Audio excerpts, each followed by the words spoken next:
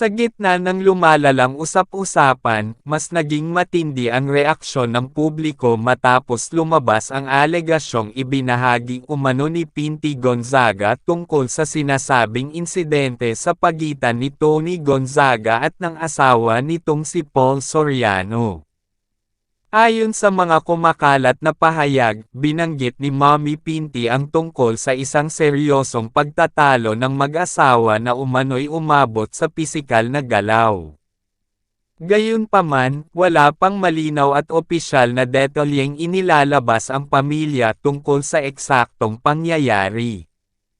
Dahil dito, maraming netizens ang nananawagan ng maingat na pagtalakay sa isyu upang maiwasan ang maling interpretasyon at hindi kinakailangang paghusga. May mga taga-suporta ni Tony ang agad nagpahayag ng pag-aalala, lalo na kung may posibilidad na may naganap na pananakit. Sa kabilang banda, may mga naniniwala namang kailangang hintayin ang opisyal na pahayag mula mismo sa mag-asawa bago magbigay ng matinding konklusyon.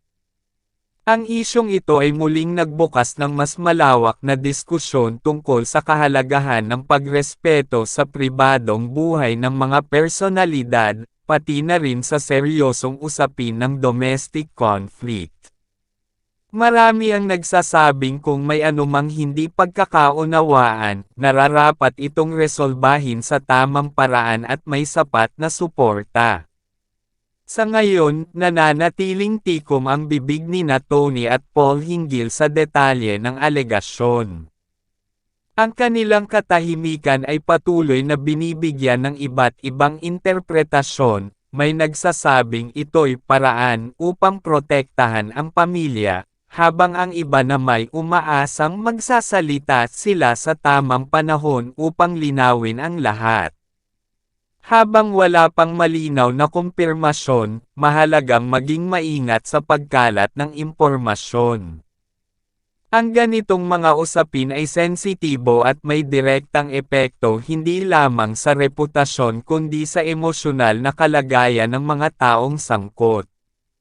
Sa huli, ang katotohanan ay mananatiling nasa loob ng kanilang pamilya hanggat hindi sila nagbibigay ng malinaw na pahayag. At habang patuloy ang diskusyon, nananatiling malinaw na ang anumang alegasyon ng pananakit ay isang seryosong bagay na hindi dapat basta-basta hinuhusgahan ng walang sapat na ebidensya at kumpirmasyon. Habang patuloy ang pagkalat ng balita, mas lalong umiinit ang diskusyon sa social media at iba't ibang online platforms. Maraming netizens ang nagpahayag ng matinding emosyon, may galit, may lungkot, at may pag-aalala, lalo na kung totoo ang alegasyong may naganap na pananakit laban kay Tony Gonzaga. Sa ganitong klaseng issue, hindi maiiwasang maging emosyonal ang publiko, lalo pat matagal nang tinitingala si Tony bilang isa sa mga respetadong personalidad sa industriya. Ayon sa ilang malalapit sa pamilya, naging mabigat umano ang mga nagdaang araw para sa kanilang lahat. Ang bawat balita at komento online ay tila nagdadagdag sa pressure na kanilang nararamdaman. Gayunpaman, iginiit ng ilang source na mas pinili raw ng pamilya na harapin ang sitwasyon sa pribadong paraan kaysa sagutin agad ang bawat paratang na lumalabas. Samantala, ang pangalan ni Paul Soriano ay patuloy na laman ng usap-usapan. Bilang isang kilalang direktor at public figure, hindi maiiwasang maapektuhan ang kanyang reputasyon sa ganitong klase ng kontrobersya.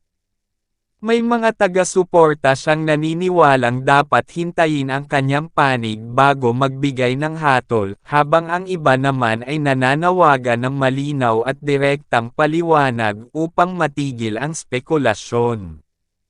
Sa panig naman ni Pinty Gonzaga, ang kanyang sinasabing pahayag ay tinitingnan ng marami bilang hakbang ng isang ina na gustong protektahan ang anak. May mga nagsasabing ang kanyang pagbabahagi ay hindi para magpasiklab ng isyo kundi para ipakita na hindi siya mananatiling tahimik kung may nararamdamang hindi tama para sa kanyang anak. Gayunpaman, wala pa ring opisyal na dokumento o malinaw na detalye na inilalabas upang patunayan ang eksaktong pangyayari. Ang isyong ito ay nagbukas muli ng diskurso tungkol sa domestic violence at kung paano ito hinaharap ng mga kilalang personalidad. Maraming advocacy groups,